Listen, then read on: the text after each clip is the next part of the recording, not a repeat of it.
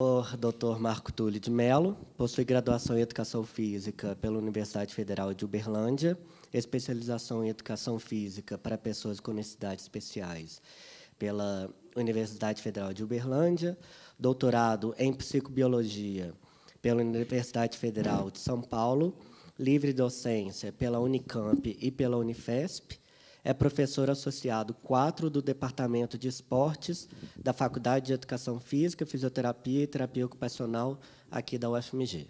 Então, com a palavra, o professor Marco Túlio de Mello. Bem, primeiro, obrigado novamente.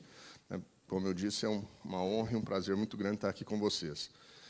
E quando o Douglas falou para mim assim, Douglas e o Ricardo falaram, vamos falar um pouquinho de luz, né? Eu falei, nossa, o grande problema, às vezes, quando a gente faz algum comentário sobre luz, é como que as pessoas vão entender esse processo de aplicação, porque um dos grandes problemas que, às vezes, nós temos é que, quando a gente fala numa palestra ou numa aula alguma coisa inovadora, as pessoas gostam de pegar aquilo como uma verdade absoluta e levar aquilo imediatamente para a prática e aplicar. E nem sempre funciona. Eu lembro, lá na Escola Paulista, nós temos uma reunião lá toda terça-feira à tarde, que é uma reunião científica. E, mais ou menos em 97, por aí, eu falei sobre a influência do exercício físico no aumento da temperatura central. E que aquilo poderia, né, vir trazer uma redução da sonolência desses trabalhadores por turno, noturno, no período que eles estavam trabalhando. E ali dentro tinha um médico que trabalhava numa empresa de ônibus. Um mês depois, ele começou a implementar o exercício físico na empresa de ônibus, na hora que os motoristas paravam para lanchar. Aí eu falei, nossa, pelo amor de Deus, não faz isso. Porque, dependendo da hora que você dá o exercício, você pode antecipar o sono. Vai muito do horário, se você aplicou, se você não aplicou, qual a intensidade, a frequência. Então, assim, tudo que a gente for fazer os comentários, muita calma nessa hora, né? Porque a gente tem que entender, raciocinar, ver a possibilidade de aplicação prática para a gente poder interagir. Então, a base hoje do que nós vamos falar é como que a luz pode melhorar a performance de um atleta, né? E como é que a gente pode pensar nisso?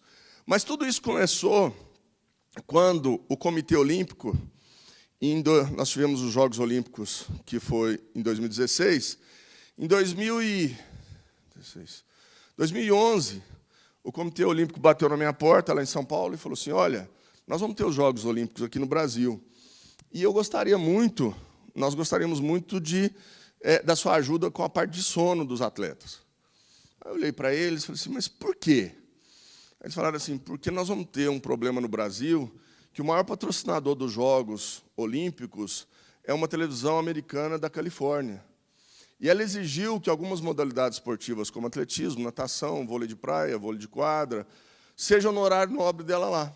E, para ser no horário nobre dela, os jogos vão acontecer depois da meia-noite. Então, nós vão iniciar à meia-noite e vão terminar de madrugada. Eu falei, nossa, que coisa ruim. Eu falei, mas o que eu posso fazer? Ele falou, não, nós queremos, primeiro, ver se as pessoas conseguem adaptar. E, segundo, nós queremos que esses atletas nossos tenham uma melhor performance.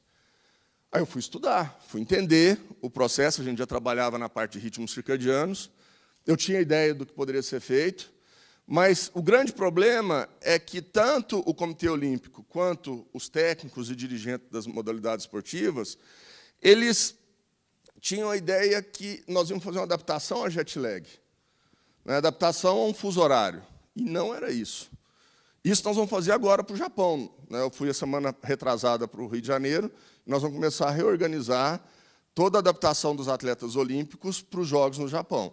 Mas aí é um período simples, ou seja, é um período de que, com 10, 12 dias, ou menos, muito menos, aí 5, que é o que a gente quer encurtar, a pessoa já está adaptada. O que ia acontecer aqui no Brasil era, nós tivemos que arrastar, ou jogar para frente, o horário biológico das pessoas, entendendo que todo dia que ele acordasse, ele voltava ao horário normal. E ele voltava ao horário normal por quê? Por causa do sol. Todo dia ele acordava, o sol estava no mesmo horário. todo dia a escuridão chegava no mesmo horário, que é diferente de você ir daqui para o Japão, que o sol e a noite, né, a claridade e a escuridão, vão chegar em momentos diferentes. Então, todo dia nós tínhamos que enganar o nosso organismo. E é isso que eu vou mostrar para vocês como que a gente fez para poder organizar isso. E aí a primeira pergunta sempre foi, poxa, tá, eu vou trabalhar isso com os atletas, mas quanto tempo eles precisam para se recuperar? Ou seja, como é que é feita a recuperação de um atleta que teve um desgaste muito grande hoje num treino ou numa competição? Quanto tempo ele precisa? Quanto tempo, né, a gente vai entender que esse desempenho esportivo vai necessitar dessa recuperação? Aí nós tivemos que entender todo esse processo de carga de treino, né, o quanto que o atleta entende, subjetivamente e fisiologicamente, que ele está ou não cansado, para entender que ele recuperou ou não, o quanto tempo de sono cada um deles precisava para se sentir descansado. E isso é completamente subjetivo. Ou seja, eu posso perguntar para cada um aqui quanto tempo de sono acha que precisa e quando tem um desgaste muito grande, seja ele cognitivo ou físico, o quanto que precisa descansar. E aí, a primeira pergunta que nós tínhamos para os atletas era assim, você dorme bem? E, na ideia, se eu perguntar aqui, vocês acham que o atleta dorme bem? Quem acha que ele dorme bem, levanta a mão, por favor. Quem acha que ele não dorme bem, levanta a mão. Está meio a meio, né? Está bem meio a meio.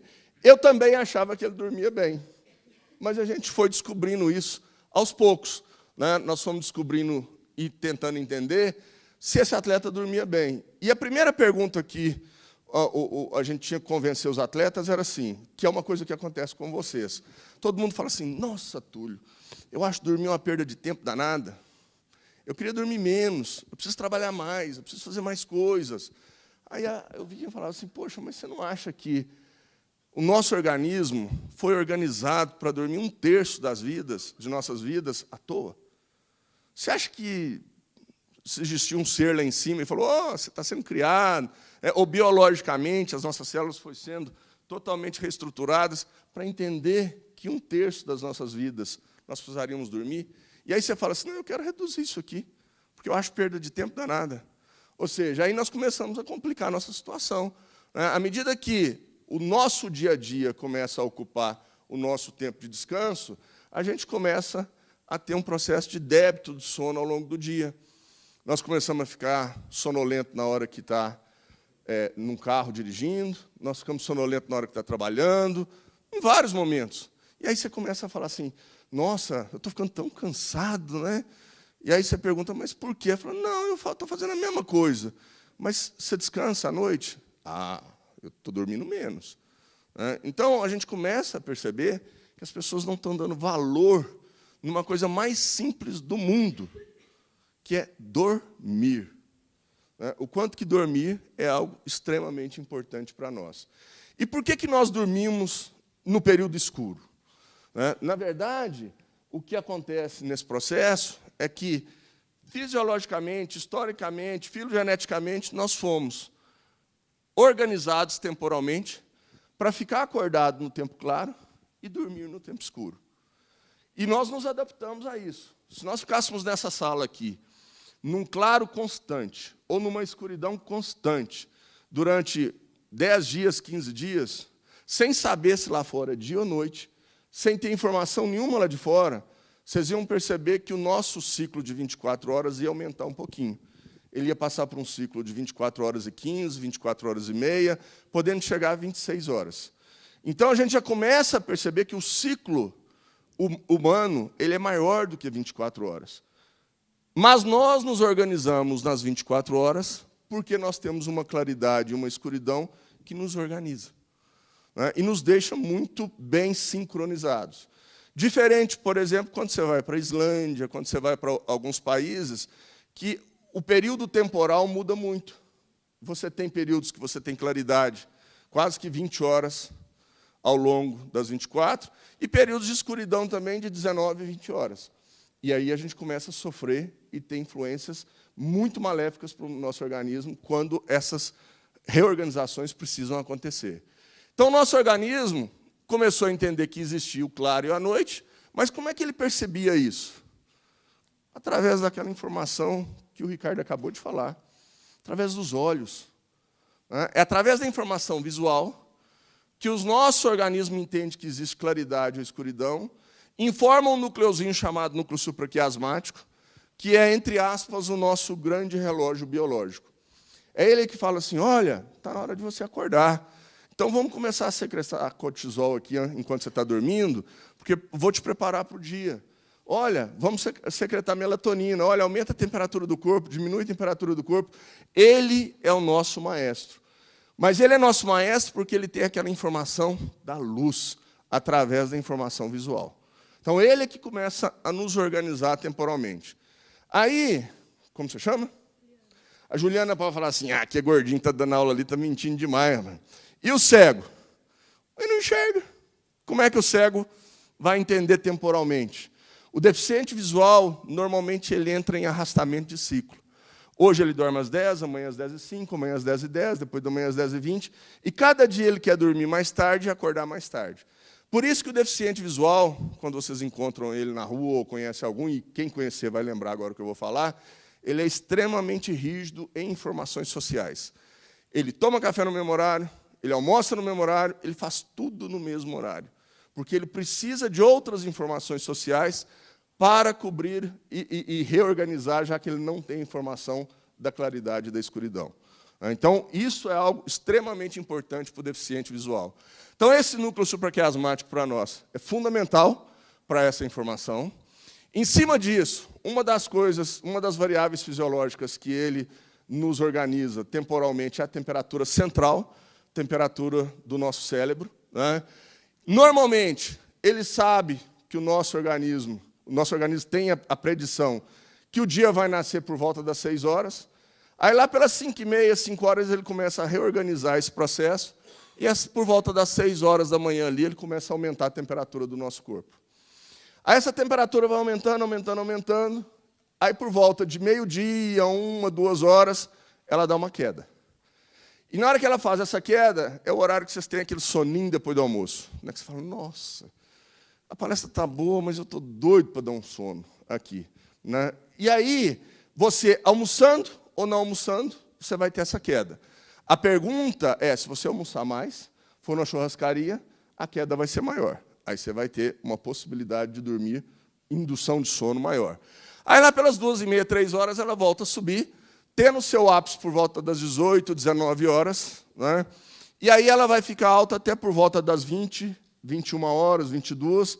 E aí, como o sol foi embora, a escuridão já chegou, o nosso núcleo supraquiasmático faz assim, começa a descer a temperatura do nosso corpo. Aí a temperatura começa a descer, descer, descer, tendo seu mínimo por volta das 4 horas da manhã. Então, entre 3h30 até 5 horas da manhã, é o momento que a temperatura cerebral está no mínimo. E quando eu tenho temperatura cerebral baixa, significa que eu tenho mais melatonina sendo secretada. Então, se vocês forem em qualquer estatística da Polícia Rodoviária Federal, estadual, seja ela qual for, ou em qualquer fábrica, vocês vão ver que é na madrugada, entre 3 e 5 horas da manhã, que você tem o maior número de acidentes. Então, a madrugada é o momento que você tem menor tráfego nas estradas, mas é na madrugada que você tem o maior número de acidentes e mortes nas estradas.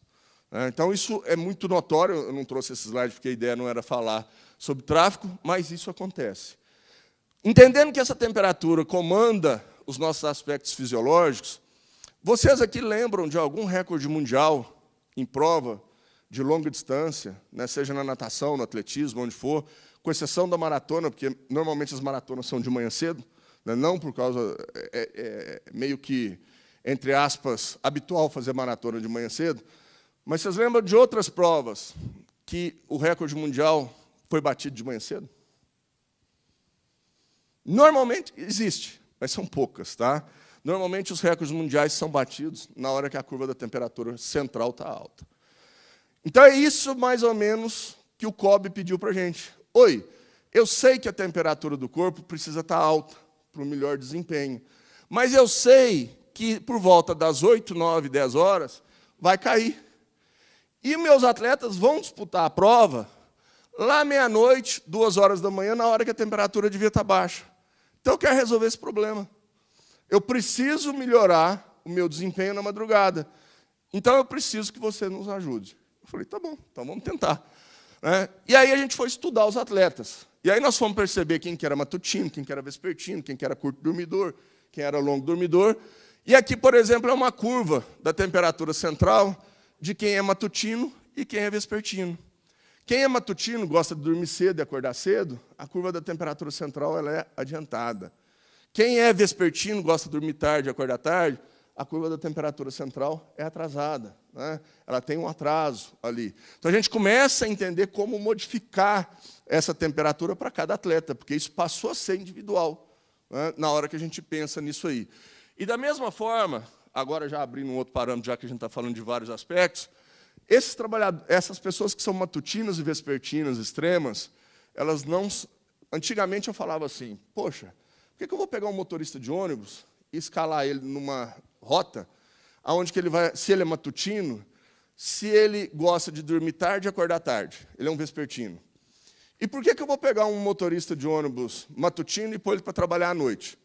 Essa era a lógica que eu levava. Depois de ter avaliado mais de 15 mil trabalhadores por turno, nós entendemos que esses caras não se adaptam ao trabalho noturno e por turno. Eles são pessoas que, com 1, 2 anos de trabalho, eles vão embora da empresa. Eles começam a ficar muito doentes, né? Eles começam a não ter responsabilidade e falam assim, olha, esse negócio de trabalhar à noite ou por turno não é meu. Eles não são grandes resistentes, né? Então, a gente começou a perceber que o matutino e o vespertino, por mais que a lógica pudesse fazer sentido, eles não resistem. A empresa paga, faz investimento em educação, em tudo nesses trabalhadores, mas eles vão embora, logo depois. E aí a gente, então, começa a ter a ideia que, se eu tenho luz, eu não tenho melatonina. Se eu não tenho melatonina, a tendência é que eu fique mais acordado. Da mesma forma, o oposto. À medida que a escuridão chega, né, eu posso estar começando a induzir a secreção de melatonina, e isso vai me propiciar uma entrada no sono. Toda hora que eu vejo essa figura aqui, eu lembro do Ricardo Guimarães. Por quê? Porque quando eu assisti a uma palestra dele falando da lâmpada de LED, o quanto que traz o estresse visual, e todo mundo está mudando a lâmpada de LED. Aí eu abro um parênteses aqui e falo, oh, mas se aquela lâmpada ali for de LED, o negócio pode ficar pior, né? Então, aí entra a interação do conhecimento, né, que a gente tem. Então, a gente começa a entender que melatonina não é um hormônio da escuridão. Melatonina é um hormônio da noite. Não adianta você ficar, durante o dia, preso numa sala no escuro, que você vai ter pouca secreção de melatonina. Então, nós temos que entender que o ciclo claro e escuro, esse processo como um todo, e o período de escuridão, é que vai fazer com que a noite ocorra. Não dormir, ou dormir pouco, vai me trazer todos esses problemas. Eu vou ter problema de conservação de energia, o aspecto de proteção fisiológica, consolidação de memória, metabolismo de glicose, pressão arterial, comportamento alimentar, muscular, sistema imunológico e lipídico, tudo alterado. Ou seja, algo que a gente achava que era corriqueiro, né, e normal, vou dormir nada, né? Ficar acordado, hoje eu preciso estudar para a prova, hoje eu preciso fazer seja o que for. Altera tudo isso aí. Alguns estudos têm mostrado essa importância, eu vou falar. Mas a base, se eu fizer essa pergunta aqui, como é que você chama? Ô, Fábio, por que você dorme? A ideia é essa, né? Todo mundo fala assim, eu durmo para recuperar. Se você dorme para recuperar, por que você não quer dormir? Ou quer dormir menos? Entendendo que o sono é um grande processo recuperador, ou seja, eu preciso passar por ele para que eu tenha todos esses estímulos. E durante o período que eu durmo, não é uma coisa tão simples assim, eu deitei e acordei amanhã. Não. Durante o período que eu durmo, a gente passa por alguns estágios e algumas fases. Há 57 anos atrás, 2 pesquisadores dos Estados Unidos, chamados Serinsky e Kleitman, eles estavam no departamento de fisiologia da universidade que eles davam aula e levaram os filhos para dormir lá enquanto eles trabalhavam. Aí, uma hora, eles olharam para os filhos dormindo e viram que os olhos dos filhos deles mexiam. Aí um olhou para o outro e falou, que legal! Tem um momento que a gente dorme que os olhos mexem. E um momento que a gente dorme e os olhos não mexem. Então, há 57 anos atrás, nasceu a primeira classificação dos estágios de sono. O sono REM, né, que é movimentos oculares rápidos, e o sono não REM, ou seja, o sono que eu mexo os olhos, o sono que eu não mexo os olhos. Ao longo desse tempo, o sono foi redividido. Hoje nós temos o sono não REM e REM, onde o não REM foi dividido em 3 estágios. Então, nós temos o estágio 1, que é um estágio muito superficial, tá certo? É um estágio que você deita e põe a cabeça no travesseiro, mas você fala assim, nossa, ainda estou escutando um negocinho lá na cozinha, lá de casa. Você ainda tem a percepção de que passou um ônibus na rua. Alguns autores até falam que isso não é sono, mas é considerado sono. Aí isso nós estamos falando 4 a 5% de uma noite total de sono. Aí você tem o estágio 2, que é um estágio que você fica muito tempo nele, de 45% a 55% de uma noite de sono nele, mas, entre aspas, hoje, ele é considerado um sono pobre. Ele é um sono que te recupera pouco, né?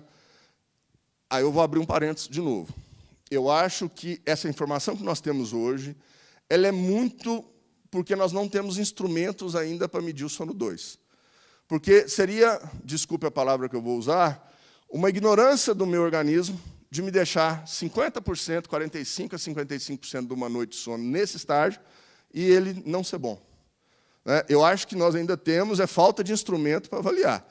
Mas hoje ele é considerado isso, ele é um sono pobre. Tá? Aí nós vamos para o sono 3, o sono de ondas lentas. Como é que você chama?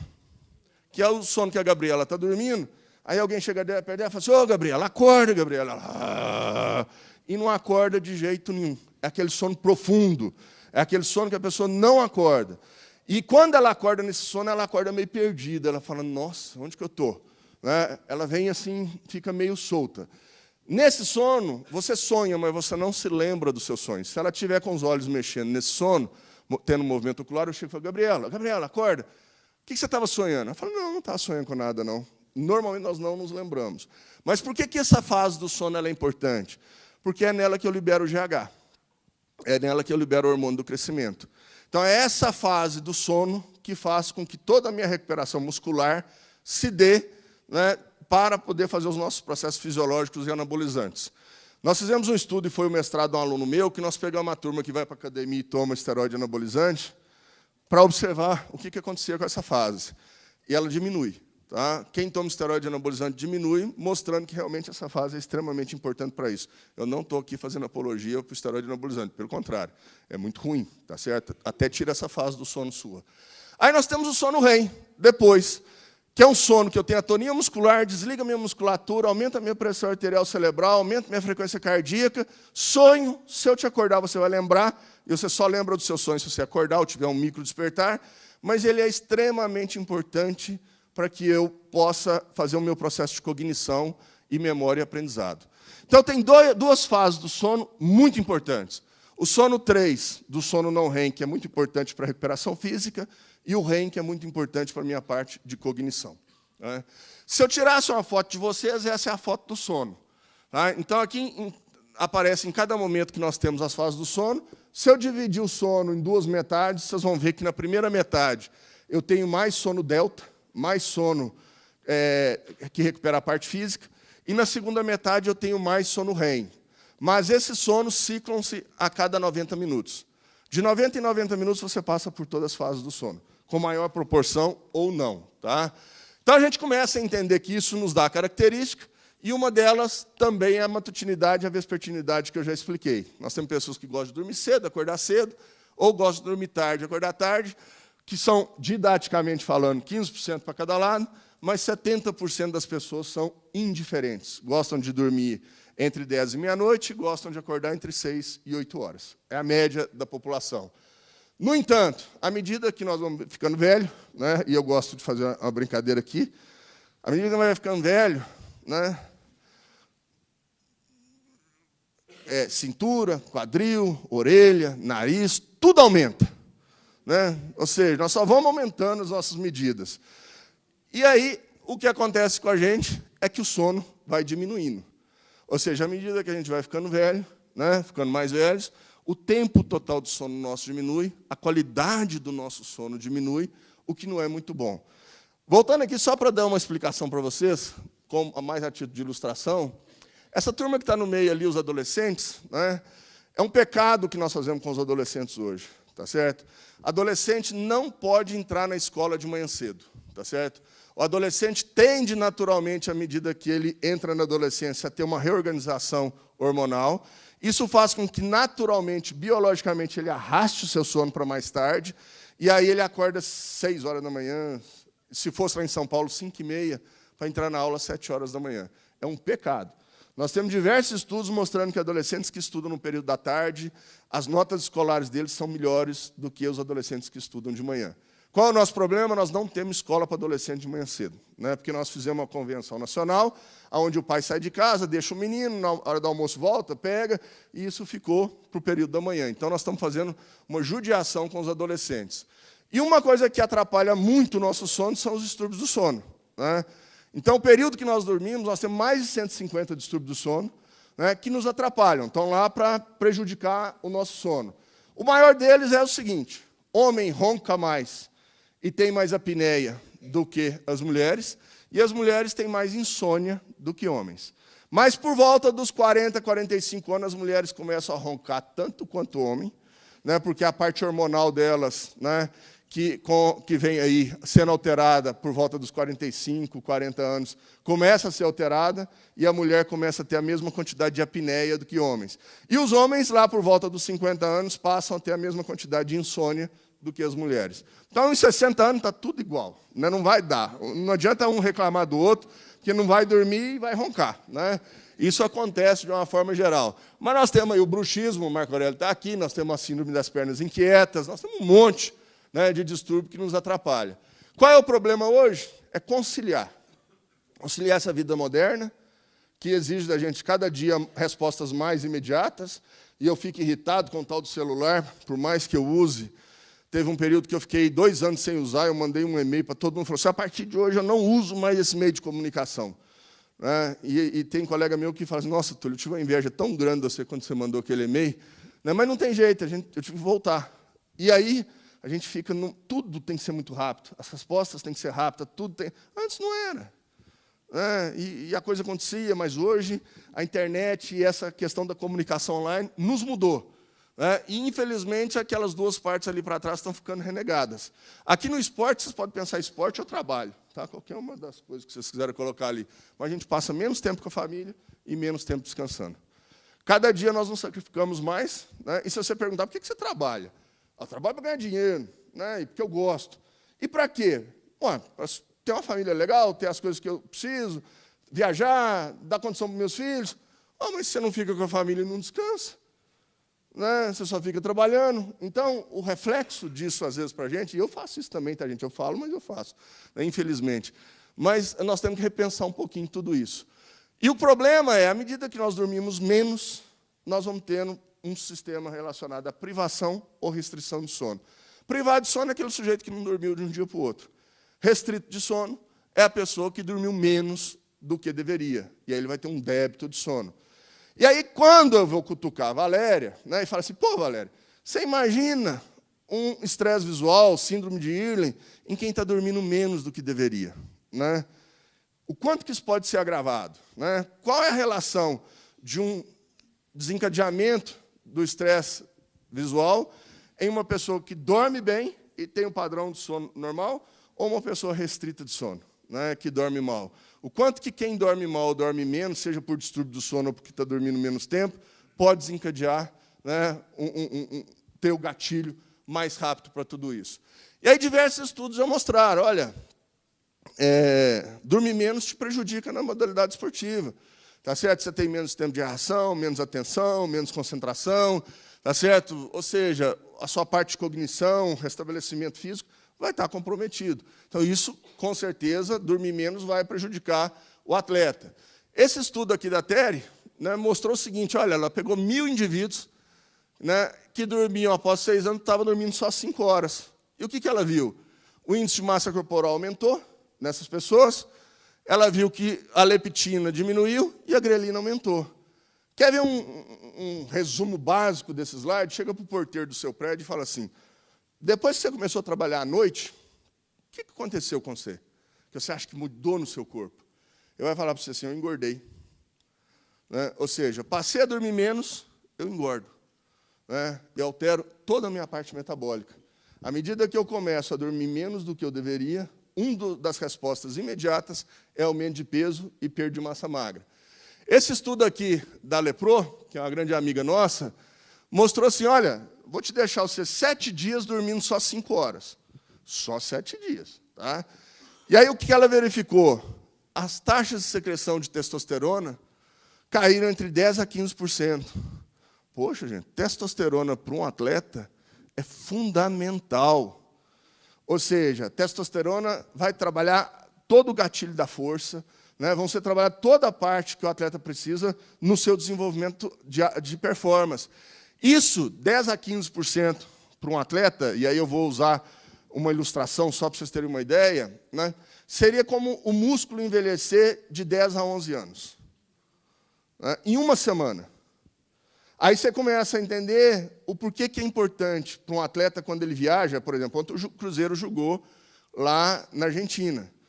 Antigamente, os caras pegavam o avião e já vinham direto, logo depois do jogo. Não dá. Eles têm que dormir, descansar, depois vir. Porque na hora que você começa a fragmentar o sono das pessoas, elas começam a dormir menos, é isso que acontece. E é isso que ia acontecer na Olimpíada, e aconteceu. É isso que acontece quando vai para o Japão agora na Olimpíada. A pessoa começa a dormir menos e tem menos secreção de testosterona. Se isso ocorre, aquele período pré-competitivo que ele vai ter, vai estar prejudicado. Ele não vai ter uma resposta do jeito que ele deveria ter. Aí esse estudo nosso, né, esse aí eu cutuquei muito um aluno meu que é nutricionista, o Murilo Dátio, que fez o mestrado e o doutorado comigo lá em São Paulo. Nós percebemos o seguinte, olha, ficar restrito e privado de sono, você perde músculo. Você tem atrofia muscular. Então, quando você não dorme o quanto que você deveria dormir, você vai perder músculo. Né? Então, você perdeu testosterona, e aí você vai substituir esse músculo por quê? Por gordura. Às vezes você não vê uma alteração física, mas você está substituindo tudo isso aí. E tudo isso porque o processo de degradação fica maior. Eu não recupero durante o sono, eu não passei lá no sono delta, eu não tive a quantidade de sono delta, o hormônio do crescimento que eu precisava, aí a minha parte de degradação sempre vai estar maior. Né? Dentro disso, como consequências do débito de sono, déficit de memória, aumento de irritabilidade, né, alterações metabólicas e endócrinas e quadros hipertensivos. E a mais longo prazo, né, hoje já existem monografias da Organização Mundial de Saúde, diversos estudos publicados, mostrando que esses trabalhadores por turno, cada dia trabalham num horário, e os trabalhadores noturnos, que trabalham à noite, depois que aposentam, têm uma alta incidência e frequência de câncer. E uma das hipóteses é porque eles secretam menos melatonina. Porque o período do dia que eles vão dormir, eles têm menos melatonina, e à noite, na hora que você teria maior secreção de melatonina, ele está acordado. Né? Então, uma das hipóteses é essa. Né? Então, dentro disso tudo, ficar sem dormir ou dormir menos do que se deveria, eu diminuo a minha performance ou o meu rendimento esportivo. Né? A ideia é essa. Então, a ideia nossa, lá no processo, era tentar julgar essa curva da temperatura corporal mais alta para frente. A gente queria tentar fazer com que isso ocorresse. Por quê? Porque quando eu tenho a queda da temperatura corporal... Opa, deixa eu voltar aqui. Quando eu tenho a queda da temperatura corporal aqui, tudo meu vai, dentro dos aspectos de performance, vão piorar. Ou seja, a minha sonolência subjetiva aumenta, meu desempenho cognitivo piora, meu tempo de reação visual piora e minha temperatura cai. Ou seja, a temperatura caiu, o restante do desempenho nosso cai também. Né? Com isso, né, a minha parte sensório-motora, psicomotora, percepção sensorial, cognitiva, muscular, psicológica, cardiovascular, função metabólica, capacidade aeróbica, não vai responder da forma que eu gostaria que fosse. Ou seja, a gente tinha que prever tudo isso para deixar os atletas trabalhando bem.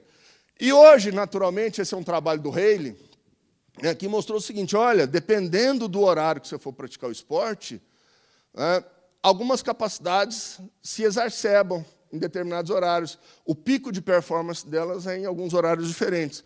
Então, nós temos lá força, início da tarde. Natação, final da tarde, início da noite, na hora que a gente pensa na temperatura. Então, se vocês observarem, esportes de longa duração, média e longa duração, tudo é final da tarde e início da noite. Esportes cognitivos, como tiro-alvo, xadrez ou explosivos, é de manhã cedo. Então, dependendo do que for ser a modalidade esportiva, você tem uma maior propensão de rendimento de manhã ou de tarde. E aí, já para a Olimpíada do Japão, nós vamos ter outro problema. Né? Para quem faz natação aqui sabe o que eu vou falar, que é o seguinte, a mesma televisão que comprou os Jogos do Rio de Janeiro comprou do Japão. E ela exigiu que a natação, as finais da natação, sejam de manhã cedo. Nunca houve final de natação de manhã cedo. Nunca, na história da natação, nunca houve final, nenhuma final de manhã cedo. Os atletas, nós vamos ter que adaptar esses atletas no Japão para terem. As eliminatórias vão ser à tarde e noite, e a final vai ser de manhã cedo. Nós vamos ter que fazer isso aí acontecer. Então, quando a gente muda o ciclo de sono ou o ritmo, as nossas coexistências, que são harmoniosas dos ritmos circadianos, vão ficar prejudicadas. E aí, automaticamente, motivação, desempenho, performance, elas vão estar alteradas, e a gente tem que minimizar esse problema. Esse estudo mostrou que os atletas que dormiam bem tinham melhor saída na natação, pernada, a resposta deles na prova era em 0,10 segundos melhor. Esse outro estudo aqui, que foi feito com judocas, mostrou que aqueles judocas que dormiam o período normal e aqueles que foram privados de sono tiveram como consequência perda de força muscular e perda de potência. Ou seja, eles privaram os judocas um tempo maior e, automaticamente, eles perderam potência. E o que a gente observa no judô? O judô, o atleta tem muita força física. E aqueles atletas de categorias mais altas, que são mais pesados, além deles terem força física, eles ainda têm um percentual de gordura alto. E aí, tudo isso vai implicar, porque na hora que ele perde massa muscular para sustentar o peso dele, ele fica mais susceptível a qualquer processo de perda muscular. Esse estudo mostrou que aqueles atletas que dormiam menos, ou seja, que dormiam menos de 8 horas por dia, tinham 1,7 mais lesões do que os outros atletas. Isso a gente fez aqui agora no time do Atlético e do América. Nós pegamos fizemos a actigrafia dos atletas profissionais e fomos no departamento médico e fomos olhar o número de lesões que eles tiveram naquele ano.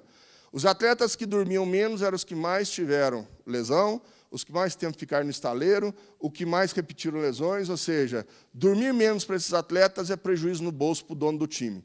Porque você imagina um atleta que ganha aí R$500 mil por mês ficar 15 dias afastado. Você perdeu 250 mil no mês. Ou seja, é muito dinheiro que você perde quando um atleta vai para o estaleiro. Isso a gente fez aqui. Esse outro estudo aqui mostrou que os atletas que trabalharam com a parte de sono e tiveram um sono melhor, aumentaram o tempo total de sono e diminuíram a latência do sono, ou seja, dormiram mais rápido. Eu vou fazer um acordo com você, só para eu deixo esses slides aqui em PDF e depois eles passam para todo mundo, se vocês quiserem, para vocês não terem que tirar foto. Isso não é problema, não. Tá? Oi? Ah, tá? Então tá jóia. Então, beleza. Opa, parou. Então, como os nossos atletas dormem? Essa foi a primeira pergunta que a gente fez. Eu achava, igual vocês, que a atleta dormia bem. Aí nós fomos ver. Então, esse aqui é um dos trabalhos que a gente fez. Na verdade, eu acompanho. Eu tive 2 ciclos muito importantes nessa parte de esporte. Desde a criação do Comitê Paralímpico, eu vim trabalhando com o Comitê Paralímpico em 94. E agora, esse ano, eu virei para minha esposa, a Andressa, e falei, eu não vou mais trabalhar com o Paralímpico. Fica com você, porque eu acho que a gente tem que passar a bola para a turma nova que vem aí, porque senão a gente fica aqueles dinossauros e não deixa ninguém crescer. Então, deixei a turma nova no Paralímpico, e agora, desde o ciclo da Olimpíada para o Rio de Janeiro, a gente vem trabalhando com o COB também. Então, esse foi um trabalho que a gente fez para a Sydney, em 2000, onde nós avaliamos e adaptamos os atletas para o fuso horário da Paralimpíada em Sydney. Depois, esse aqui, que foi a delegação brasileira durante o Mundial Paralímpico de Atletismo, que foi na Nova Zelândia. Nós fizemos todo o trabalho com eles também, e mostrando o quanto que eles alteravam o padrão de sono, geralmente mostrando que eles estavam dormindo mal. E aí, gente, isso aqui que vocês estão vendo do lado esquerdo aqui é um actograma. Um actograma ele é um laudo, é um resultado que nós temos de um reloginho chamado actígrafo. Então, se vocês observarem, cada linha dessa é um dia. Aonde que está em azul é que o atleta tirou o reloginho para nadar, para fazer alguma coisa, E aonde está em azul claro, ou azul mais ali riscado, é o momento que ele deitou na cama e o momento que ele dormiu. Tá? Então, olha só, esse atleta aqui nós temos aí 1, 2, 3, 4, 5, 6, 7, 8, 9 dias de actograma aqui dele. E aí todo mundo poderia falar, nossa, né, atleta dorme bem, mas olha só, ele até tem o hábito de deitar no mesmo horário e levantar no mesmo horário. Então, se vocês observarem aqui, ele sempre deita próximo no mesmo horário e acorda no mesmo horário, e levanta no mesmo horário. Mas aquele azul mais escuro no meio ali mostra para a gente que tem dia que ele dormiu só 1h32. No dia 28, aqui, ele dormiu só 1h32. No dia 29, ele dormiu 2h27. Então, esse atleta tinha uma média de tempo de sono de 3h59. E quando a gente fala em eficiência de sono abaixo de 85 é ruim, não é bom. A eficiência de sono desse atleta aqui tinha a média de 46%. Ou seja, péssimo para um cara que vai para a Olimpíada, que disputou a Olimpíada. A gente começa a perceber que atleta não dorme tão bem. Isso aqui é o pessoal da natação. Tá? E aí você fala, mas é só esse. Não, não, olha esse outro aqui. Uma média de sono de 4h39, com uma eficiência de sono de 47. Tendo dias ali que ele dormiu ali, olha, 2 horas, 3 horas, muito pouco. Olha aqui no dia 28/6 de novo, o quanto que ele reduziu o tempo total de sono dele. Então, quando a gente começa a pensar em atleta, a gente começa a rever os nossos conceitos, e hoje nós passamos praticamente todos os atletas pela polissonografia e por uma avaliação clínica do médico, para começar a entender como que esse atleta dorme. Agora, esse aí já é um atleta também na natação que dormia bem. Olha só, ele tinha uma eficiência, um tempo total de sono perto de 7h48 e uma eficiência de 94%. Então, esse atleta dormia bem, mas ele era, e é ruim falar isso, ele era a exceção. Tá? Ele era os 10, 15% que dormia bem, contra os outros 80%, 90% que foram para a Olimpíada e dormiam muito mal. Então, aí nós fomos chegando nesse artigo de novo, que era como é que a gente ia fazer, entendendo que tudo isso que a gente conversou, como é que eu mudo o ritmo circadiano desses atletas? Né? Então, vieram vários atletas reclamando que o calendário esportivo era muito prejudicial para eles, ou seja, nós não vamos recuperar, né, para nós isso não será uma boa no Rio de Janeiro, né, esse modelo de horário de competição vai ser muito ruim. E aí vieram todos os atletas começando a reclamar, em especial a natação. A ideia era que esse sujeito, né, deixa eu voltar aqui, é que esse sujeito pulasse na piscina meia-noite, meia-noite e 45 medalha, 1h30 entrevista, 2 horas vai para o doping, 2h30 chega na Vila Olímpica, e 3 horas ele entra para o jantar. Né? Só que no dia seguinte, se esse atleta fosse fazer outra prova, vamos supor que hoje ele fez o nado crawl, amanhã ele vai fazer o peito ou costa, amanhã tem seletivo 1h da tarde. E ele tinha que acordar para ir para essa seletiva. Né? Então, a ideia é que eles iam dormir muito pouco, né? E nós tínhamos que alterar isso. Então, nós fizemos todo um protocolo, nós fizemos um rastreamento de actigrafia nesses atletas 2, 3 anos antes deles irem para a Olimpíada, passamos ele pela polissonografia e por uma avaliação clínica, e depois levamos esse pessoal para os processos de intervenções que nós fizemos. Nós usamos muito o actígrafo, porque o actígrafo é um reloginho validado, eles nos dão essa condição de observar. Você pode falar assim para mim, esse aí do Polar, esse outro do que tem aí o FitVib, Vibe, né? São bons? Eu falo, antes isso do que nada. Nós usamos um actígrafo específico para sono. E aí o problema é o quanto ele é caro. Cada reloginho desse custa $1.200. Né? Então, a gente tem que comprar. E perde, tá, gente? Uma vez eu fui fazer no time do Fluminense, no Rio de Janeiro, e em uma semana eu perdi 2. O dia eu fui pôr no motorista da Cometa, o motorista saiu na rua, foi assaltado, o cara levou o actígrafo. Uma coisa que não vai fazer nada, não tem nem ponteiro, não tem nada, né? Não sabe nem o que vai fazer. Mas é uma consequência do que a gente tem.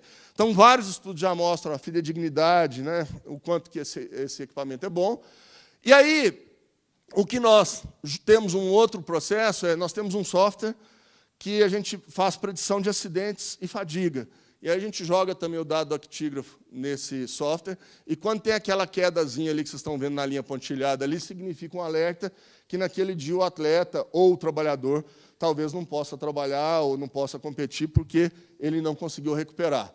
Aí nós começamos a fazer a polissonografia, e saiu um atleta do judô lá no Instituto do Sono, em São Paulo, fazendo polissonografia para rastrear e diagnosticar os distúrbios do sono e tratar, que foi o que a gente fez, porque senão não adiantava nada, a gente fazia nenhuma adaptação se esse sujeito não dorme bem. Então, a primeira coisa era tratar os distúrbios do sono.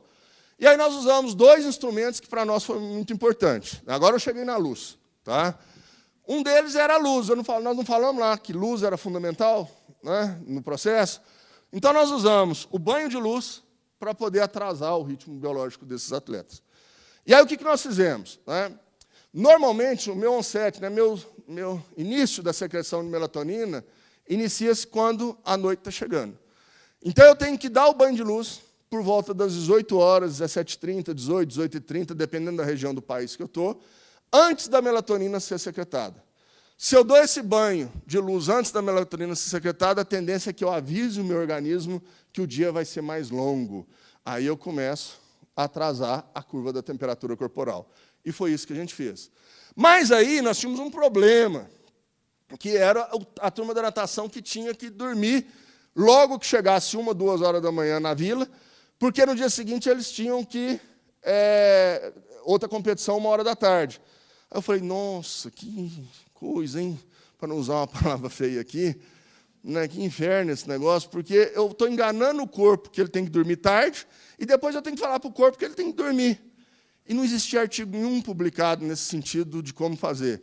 Aí, lá nos Estados Unidos, aquela luvazinha ali, ela é utilizada no futebol americano. E ela é utilizada no futebol americano para retardar a fadiga muscular dos atletas. Aí eu peguei essa luva, né, e usamos nos atletas. E qual era o objetivo dessa luva? Resfriar o máximo possível esse sujeito, principalmente a parte cerebral, para que a temperatura caísse, né, e aí ele pudesse dormir. Aí você fala, mas por que você usou a luva e não pôs ele dentro de uma banheira de gelo, que é muito mais barato? Porque se eu pôr ele na banheira de gelo, eu faço vasoconstricção. Se eu faço isso, o que vai acontecer? Eu colabei, retive calor, a temperatura central aumenta. Então, o que eu tive que fazer com essa luva aqui, é que essa luva, na hora que você coloca ela, ela provoca um vácuo na sua mão. Na hora que ela provoca um vácuo, ela mantém a vasodilatação. Aí eu passo água gelada na mão dele. E essa água gelada eu provoquei troca de calor. Na teoria, muito simplista falando para vocês, eu mandei sangue gelado para o cérebro, né, e fiz com que a temperatura baixasse. Essa era a ideia. Então, está aí o óculos. Né, a ideia do óculos era dar o banho de luz, para poder adaptar e atrasar o relógio biológico das pessoas.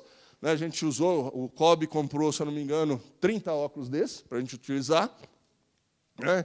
A luva, né, que é o Cooling Glove aí, né, que a ideia era fazer essa indução do sono, e aí ela provoca o vácuo, faz com que a gente passe todo esse processo. Quem não dormiu foi eu, né, porque eu tinha que ficar de manhã cedo e de noite, eu que fiquei lá acordado. E também usamos a parte de higiene do sono. Né, ou seja, nós fizemos blackout nos quartos das pessoas para que o sol não atrapalhasse, pedimos para não usar celular, né, não usar nada de luz de noite, porque isso ia informar o organismo que ele ia atrapalhar o momento, e tiramos a bebida cafeinada. Isso é um problema, gente. Essa parte de alimentação aqui é um problema.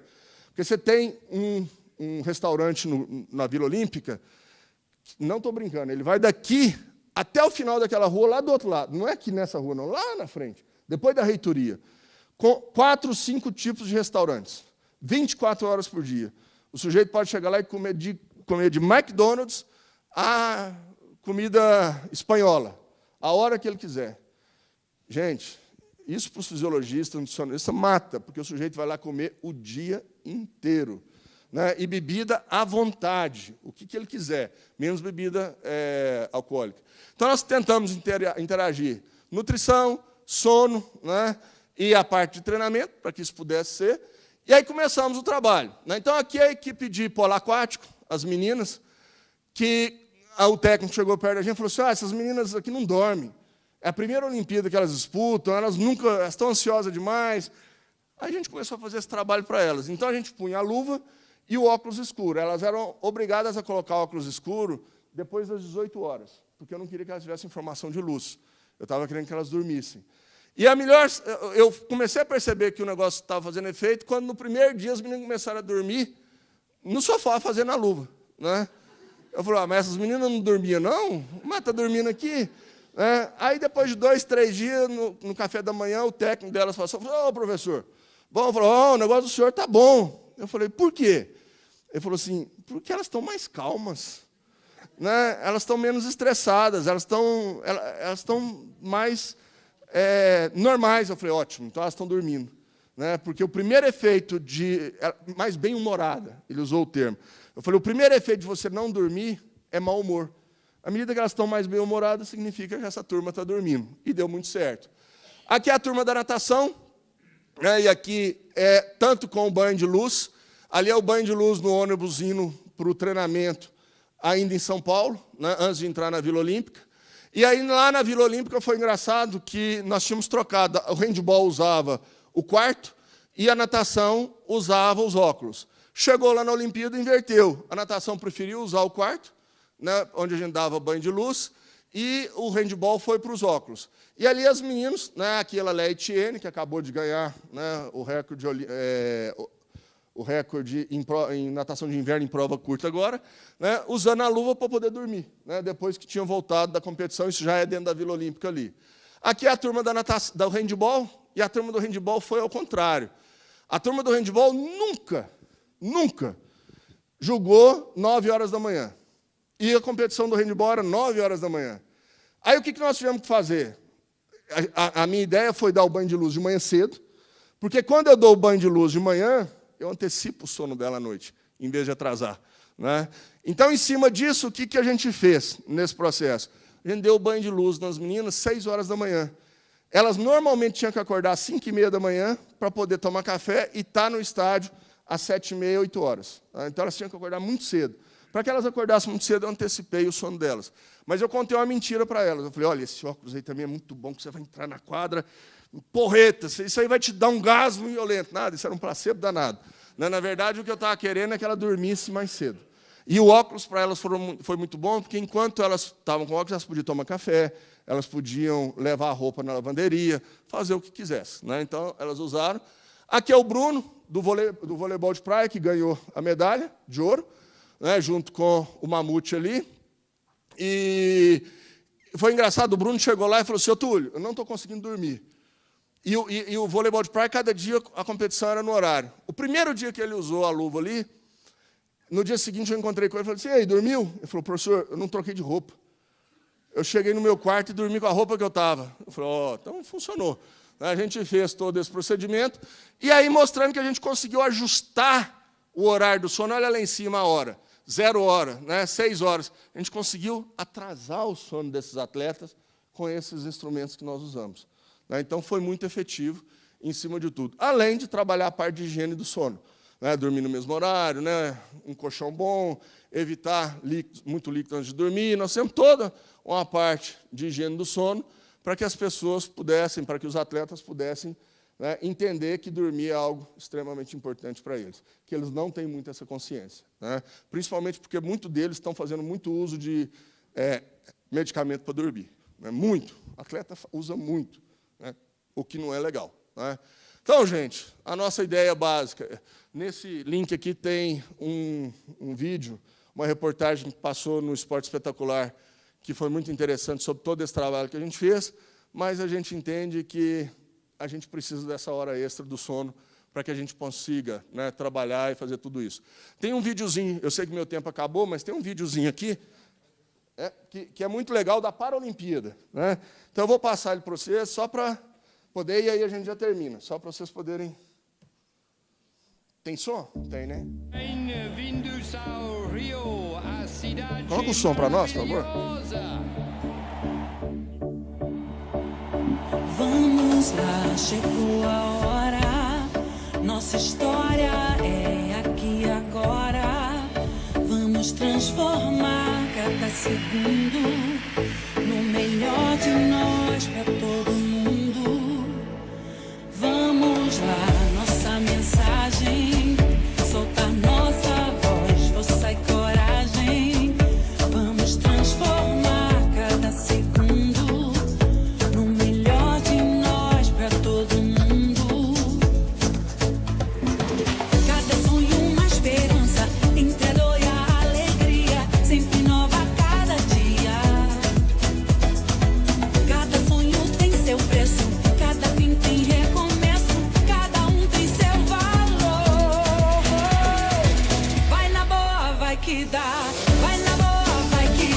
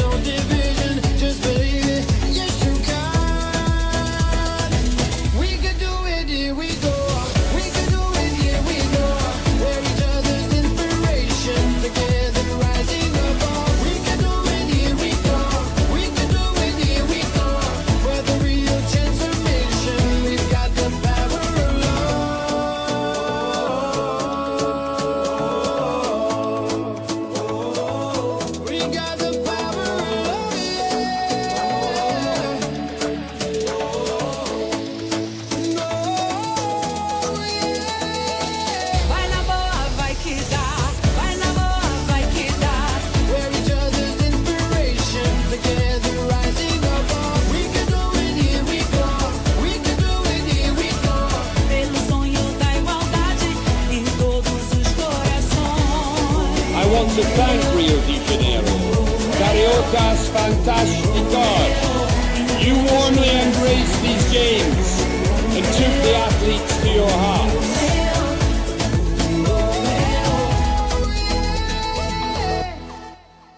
Bem, é uma oportunidade ímpar, né? Eu trabalho com essa turma desde 94 e o aprendizado que eu tive com eles foi fenomenal, né? Eu acho que é algo para nós que quem tiver a oportunidade de um dia assistir uma competição dessa, não deixa de ir não, porque é algo que mostra para a gente uma coisa muito importante na vida da gente.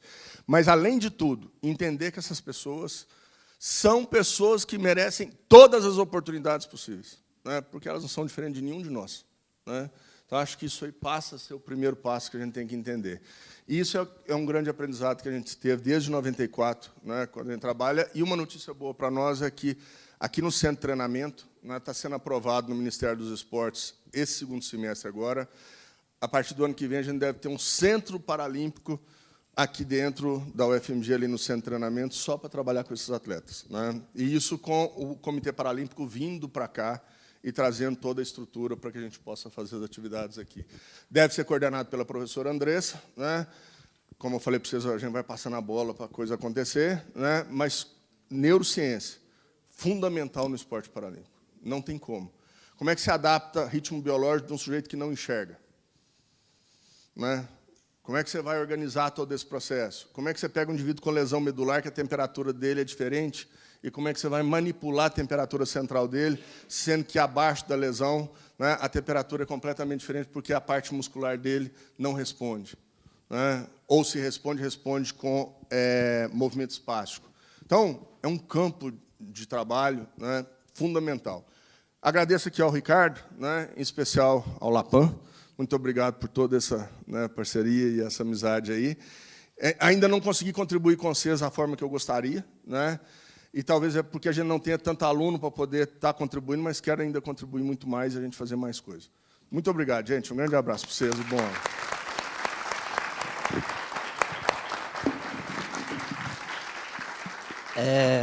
Vamos abrir para duas perguntas? Fica à vontade. Abrir rápido para duas perguntas rápidas, com interrogação à pergunta, por favor. Nem nada de relato de caso. Professor Marco Túlio, o senhor falou sobre o tempo de processamento, alguma coisa sobre medir o tempo de reação visual. Como é que é feito isso? O que o senhor busca com esse tipo de informação? A gente, na área de sono e ritmos biológicos, o que a gente percebe, o que está muito descrito na literatura, é que, à medida que ele aumenta o tempo de resposta, tempo de reação, por exemplo, atenção, concentração e reação, ele está menos concentrado. E, com isso, ele acaba podendo ter um tempo de sono ou uma privação de sono maior. Então, vários estudos, na hora que vão ver o tempo que o sujeito está acordado e a resposta dele a um pisar no freio, porque senão bate o carro, né, ou uma resposta muito rápida, porque senão ele pode se machucar, se baseia nesse tempo de reação. E a gente usa um equipamento que é o PVT, Psychovigilance Task, né, que na verdade eu gosto de falar que ele é um fusquinha desse sistema, porque hoje tem teste computadorizado por tudo que é lado. Ele é uma caixinha desse tamanho, extremamente eficiente, e a gente acaba utilizando ele para ver esse tipo de coisa. Então, todos os projetos hoje, e a base de todos os softwares e algoritmos que saíram depois para poder organizar predição de fadiga, vem em cima de tempo de reação, né, e tempo total acordado. Segunda pergunta. Marco Aurélio.